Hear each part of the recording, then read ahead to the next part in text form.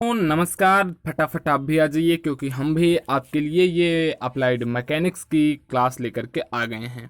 तो जी हाँ, ये अप्लाइड मैकेनिक्स की क्लास है जिसमें आपको सेंटर ऑफ ग्रेविटी निकालना हम बताएंगे। आपको ये जो फिगर आपकी स्क्रीन पर दिख रहा है, इसी फिगर का आपको सेंटर ऑफ ग्रेविटी निकालना है। वो आपको कैसे निकालना है, किस फार्मूले का यूज करना है, इससे रिलेटेड हम कुछ वीडियोस बना चुके हैं जिसकी लिंक आपको नीचे डिस्क्रिप्शन से मिल जाएगी। आपको अप्लाइड मैथमेटिक्स की भी लिंक हमारे नीचे डिस्क्रिप्शन से मिल जाएगी, या फिर अगर आप हमसे डायरेक्ट कनेक्ट होना चाहते हैं तब आपको उसकी भी लिंक हमारे व्हाट्सएप ग्रुप की लिंक आपको नीचे डिस्क्रिप्शन से मिल जाएगी। वहां से आप हमारे व्हाट्सएप ग्रुप पे ज्वाइन हो जाइए, और आपको कहीं भी कोई प्रॉब्लम होती है तो आप फटाक से हमारे व्हाट्सएप ग्रुप पे हमसे क्वेश्चन पूछ सकते हैं। तो आइए दोस्तों, देखते हैं ये वीडियो जिसमें हम आपको बताएंगे सेंटर ऑफ ग्रेविटी आपको कैसे निकालना है। सेंटर ऑफ ग्रेविटी निकालना पेपर में आता है। ये 5 नंबर का क्वेश्चन होता है। सेकेंड सेमेस्टर के स्टूडेंट और फोर्थ सेमेस्टर में भी इससे रिलेटेड ये संबंधित होता है, बट यहाँ पर हमारा कॉन्सेप्ट ओनली सेकेंड सेमेस्टर के स्टूडेंट तक ही सीमित रहेगा। तो जितने भी सेकंड सेमेस्टर के स्टूडेंट हैं वो फटाफट चैनल को सब्सक्राइब कर लें, अपने दोस्तों में भी फटाक से शेयर कर दें। और अगर आपके जान पहचान में कोई इंट्रेंस एग्जाम का स्टूडेंट है तो हमारे चैनल पे इंट्रेंस एग्जाम की भी क्लासें लगातार अवेलेबल हैं। आप उस स्टूडेंट को हमारा चैनल एडवाइस कर सकते हैं। तो आइए देखते हैं इस क्वेश्चन को आपको कैसे सॉल्व करना है, क्योंकि अगर आप इस क्वेश्चन को सॉल्व करना सीख लेते हैं तो इसके बाद आपको सेंटर ऑफ ग्रेविटी में सीखने को कुछ नहीं बचता है। इसका सेंटर ऑफ ग्रेविटी का न्यूमेरिकल्स हमने 2-3 पार्टों में करके लगाया है, जिसकी लिंक्स आपको नीचे हमारे वीडियो में मिल जाएगी। तो देखिए, इसमें आपको ये फिगर दिया गया है जिसमें ये पार्ट आपका भरा हुआ है और इतना पार्ट आपका खाली है। तो ये आपको इसका सेंटर ऑफ ग्रेविटी जब निकालना होता है तो आप इसको मान लीजिए पार्ट 1, पार्ट 2 और पार्ट 3। जब आप ये निकालेंगे तो पार्ट 1 और पार्ट 2 ऐड होगा और पार्ट 3 जो होगा वो माइनस में होगा। बस इसी कॉन्सेप्ट को आपको यूज करना है और फटाफट लगाते हुए चले जाना है। तो देखिए, ये लेंथ 6 सेंटीमीटर, ये लेंथ 3 सेंटीमीटर, और यहाँ से यहाँ तक की ये लेंथ आपकी 3 सेंटीमीटर दी गई है। और ये जो आपको वृत्त दिख रहा है इसकी त्रिज्या आपको 1 सेंटीमीटर दी गई है।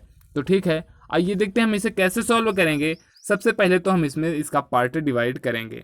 ठीक है, एक बात ये आपको ध्यान देनी है कि इसमें अक्ष आपको ये दिया गया है, ये वाई अक्ष और आपका ये एक्स अक्ष, इसमें अक्ष दिया गया है।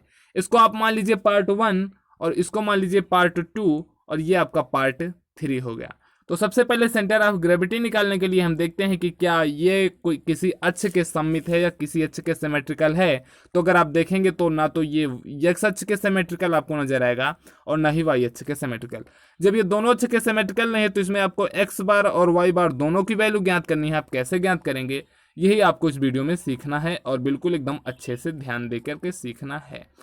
तो देखिए, इसमें आपको सबसे पहले पार्ट 1 का एरिया निकालना है। तो पार्ट 1 का एरिया इतना पार्ट 1 है जितने में हमने ये बना रखा है। तो इसकी लेंथ 6 और इसकी ये चौड़ाई 3, तो इसका एरिया जो हो जाएगा वो हो जाएगा 18 सेंटीमीटर, मतलब 6 गुणे 3। और फिर पार्ट 2 का जो हो जाएगा एरिया, ये लेंथ आपकी 1 सेंटीमीटर है और यहाँ से यहाँ तक की ये लेंथ भी आपकी 1 सेंटीमीटर है। तो पार्ट 2 का एरिया हो जाएगा 1 × 1 = 2 सेंटीमीटर।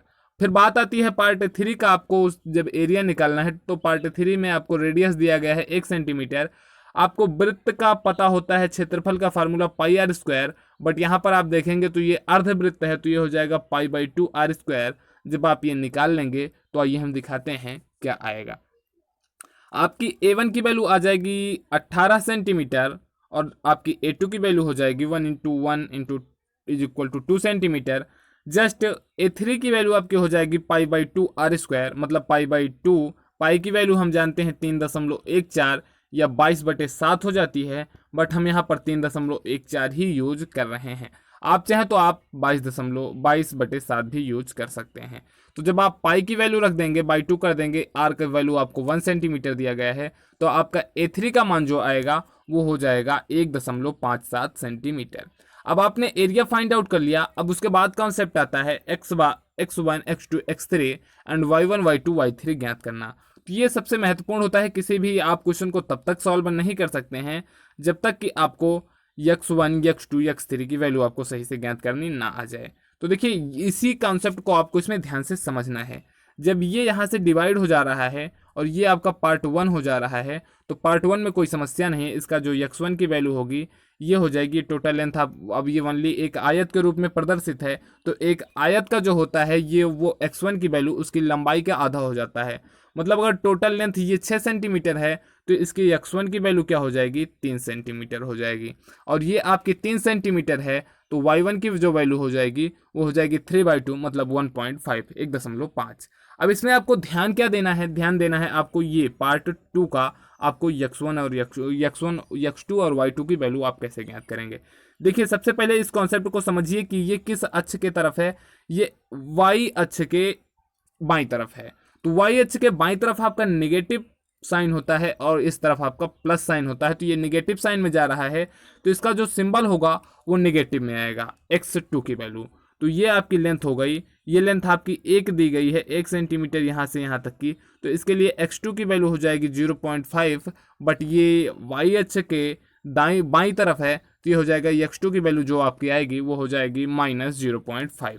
यही आपको ध्यान देना है, यही कॉन्सेप्ट इस वैल्यू को निकालने का महत्वपूर्ण होता है। अगर आप इसी को निकाल लेते हैं तो आप आराम से कर लेंगे। जस्ट उसी प्रकार y2 की जो वैल्यू होगी, y2 की वैल्यू आपको भी ध्यान देना है कि ये यहाँ से यहाँ तक की लेंथ आपको टोटल 3 सेंटीमीटर दी गई है। ये लेंथ आपकी हो जाएगी 1 सेंटीमीटर, बिकॉज ये लेंथ आपकी 1 सेंटीमीटर, ये लेंथ आपकी 1 सेंटीमीटर। तो जो शेष लेंथ बचेगी मतलब यहाँ से यहाँ तक की ये दूरी, ये आपकी 1 सेंटीमीटर हो जाएगी। ठीक है, तो इसके लिए जब आप y2 निकालेंगे तो y2 हो जाएगा, पहले आप इतने को समझिए, इतने का y2 हो जाएगा 0.5, क्योंकि इसकी जो चौड़ाई है ऊंचाई है वो है 1, तो y2 हो जाएगा 0.5, बट एग्जैक्ट y2 हो जाएगा ये 1 + 1.5, क्योंकि यहाँ से यहाँ तक की आपकी x अक्ष से आपको दूरी लेनी है। तो y2 की वैल्यू आपकी आ जाएगी 1.5। अब आपको यहाँ पर x3 और y3 कॉन्सेप्ट समझना है। देखिए यहाँ पर x3 तो निकालना बहुत ज़्यादा डिफिकल्ट नहीं है, क्योंकि अगर ये टोटल लेंथ आपकी 6 सेंटीमीटर दी गई है, ये लेंथ आपकी यहाँ से यहाँ तक दिया गया है 3 सेंटीमीटर, तो ये लेंथ आपकी भी हो जाएगी 3 सेंटीमीटर। मतलब x3 की जो वैल्यू आपकी आ जाएगी वो हो जाएगी 3 सेंटीमीटर। अब आपको y3 निकालना है, y3 निकालना इसमें थोड़ा डिफिकल्ट होता है, वही आपको आ जाए तो आप इस क्वेश्चन को बेहद आसानी के साथ सॉल्व कर सकते हैं। देखिए तो इसके लिए हम आपको एक कॉन्सेप्ट बताते हैं, इसे हम आपको पहले भी बता चुके हैं कि किसी अर्धवृत्त का जो CG की वैल्यू होती है वो कितना होती है, वो होती है 4r/3π। वो किधर से होती है, उसके व्यास की तरफ से होती है 4r/3π। बट अगर आप इसमें क्वेश्चन में देखेंगे, हम आपको जूम करके दिखा रहे हैं, इस क्वेश्चन में आपको देखिए, इस क्वेश्चन में आपको जो निकालना है CG की वैल्यू वो इस डायरेक्शन में निकालना है, ना कि इस डायरेक्शन में। ठीक है, जब आपको ऊपर से अगर निकालना होता तो वो डायरेक्टली हो जाता 4r/3π, बट आपको इसमें नीचे से निकालना है तो ये आपका हो जाएगा 3 - 4r/3π। ठीक है, हम उम्मीद है आप ये कॉन्सेप्ट समझ लिए होंगे। अगर नहीं समझ पाए हैं तो फिर से एक बार समझिए। ये टोटल लेंथ आपकी 3 सेंटीमीटर है और यहाँ से यहाँ तक की जो CG की वैल्यू आएगी वो आपकी हो जाएगी 4r/3π। देन ये लेंथ आपकी कितनी बचेगी, अगर आप टोटल लेंथ में से इतनी लेंथ घटा देंगे तभी तो आपको ये लेंथ मिलेगी। तो ये लेंथ हो जाएगी 3 - 4r/3π। तो ये इसका न्यूमेरिकल वैल्यू क्या आएगा वो हम आपको आगे बता रहे हैं। ठीक है, तो देखिए आपको सारी वैल्यू मिल गई है। अब आपको जस्ट फार्मूला यूज कर देना है। हमने x1 निकाल लिया था 3 सेंटीमीटर, x2 हमने 0.5 निकाल लिया था, x3 हमने 3 सेंटीमीटर निकाल लिया था। ये सब हमने आपको निकाल करके बता दिया है। y1 और y2 भी हमने निकाल लिया था। बात आपकी फंस रही थी y3 पर कि 3 - 4r/3π जब हमने कर दिया तो उसकी वैल्यू कितना आएगी। देखिए r की वैल्यू इसमें दिया गया था आपको 1 सेंटीमीटर, तो 3 - 4 × 1/3 × 3.14 3.14 जब आप करेंगे और इसे सॉल्व कर देंगे तो आपका y3 का जो मान आएगा ये हो जाएगा 2.58 सेंटीमीटर। आपको इसमें केवल ध्यान देना है दो चीज़ें, x2 के साथ साइन माइनस का और y3 की वैल्यू। अगर आप ये दोनों निकाल लिए हैं तो आप क्वेश्चन को बेहद आसानी के साथ कर सकते हैं। अब हम फार्मूला क्या जानते हैं, x बार की जो वैल्यू होती है वो x बार = होती है a1 x1 + a2 x2 - a3 x3। अब माइनस यहाँ से a3 x3 कैसे आ गया, इसे हमने आपको पहले ही बता दिया है कि जब वो अलग हुआ है, वो उस पार्ट से अलग है तो वो सब्सट्रैक्ट हो जाएगा, उसमें से घट जाएगा। तो बस उसी कॉन्सेप्ट को आपको यूज करना है, इसी फार्मूले पर रख देना है। आपका a1x1 plus a2x2 minus a3x3 अपान a1 plus a2 minus a3 हो जाएगा। अब आप वैल्यू रख देंगे, सारी वैल्यू जब रख देंगे आपको सब मान पता है, आप इसे अपने नोटबुक में लिख लीजिए, अपनी रफ कॉपी में लिख लीजिए। जब आप इसे सॉल्व कर देंगे तो आपका एक्स बार की जो वैल्यू आएगी वो हो जाएगी 2.6 सेंटीमीटर। इस प्रकार से आप ऐसे क्वेश्चंस को कर सकते हैं। जस्ट उसी प्रकार वाई बार का भी फार्मूला आपको पता है, तो वाई बार में हो जाएगा a1y1 plus a2y2 minus a3y3 अपान a1 plus a2 minus a3। तो आप यहाँ से जब वाई बार की वैल्यू निकाल लेंगे तो वाई बार की वैल्यू आपकी आ जाएगी 1.4 सेंटीमीटर। इस प्रकार से आपका ये क्वेश्चन सॉल्व हो जाएगा। और अगर आप हमारे इस मेथड से करेंगे तो आप बेहद आसानी के साथ ऐसे क्वेश्चन को विदाउट एनी डाउट से सॉल्व कर सकते हैं। और बिल्कुल आपको अगर आप ऐसा क्वेश्चन सॉल्व कर देते हैं तो आपका 5 नंबर क्लियर हो जाएगा। तो दोस्तों उम्मीद है वीडियो पसंद आया होगा, अपने दोस्तों में ज़रूर शेयर कर दीजिएगा, चैनल को ज़रूर सब्सक्राइब कर दीजिएगा।